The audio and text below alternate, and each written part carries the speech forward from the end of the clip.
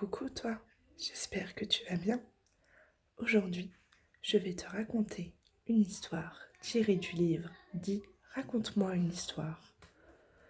Cette histoire s'appelle L'ours en peluche jaloux, écrit par Didier Barrault.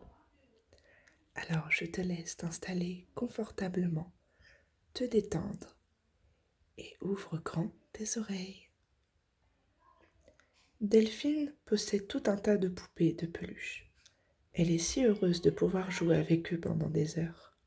Il y a Clara la ballerine, Fanny la poupée qui parle, toute une famille de souris en peluche et bien d'autres encore. Delphine s'invente des histoires. C'est si bien d'avoir des amis imaginaires. Mais il y en a un qui ne trouve pas ça bien du tout. C'est Fred, le petit ours en peluche. Et oui, Fred a un problème qui lui ronge le cœur et l'empêche d'être heureux. Il est jaloux, affreusement jaloux. Il ne supporte pas que Delphine s'amuse avec d'autres que lui. C'est lui sa toute première peluche, et elle l'oublie complètement.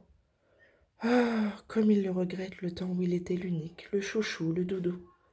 Les sourires de Delphine ne s'adressaient alors qu'à lui. Mais bien vite, il a eu des rivaux. À chaque Noël, à chaque anniversaire, il y avait toujours quelqu'un pour offrir une poupée, ou pire, une autre peluche à Delphine. À chaque fois, le cœur de Fred se serrait. Pourtant, Delphine adorait son ourson, mais Fred était si aveuglé par sa jalousie qu'il ne s'en rendait pas compte. Mais un jour, que Fred avait glissé sous le lit, Delphine crut l'avoir perdu. Elle fouilla sa chambre de fond en comble. Rien. Elle se mit alors à pleurer. Maman, maman, j'ai perdu Fred. C'était mon ours préféré. Puis elle vit sa petite patte qui dépassait dessous le lit. Delphine se précipita et le prit dans ses bras. Mon ourson que j'aime plus que tout, s'écria-t-elle en le serrant dans ses bras. Fred comprit alors qu'il avait été bête et accepta de partager son existence avec d'autres, sans plus jamais douter de l'amour de Delphine. Cette histoire est terminée.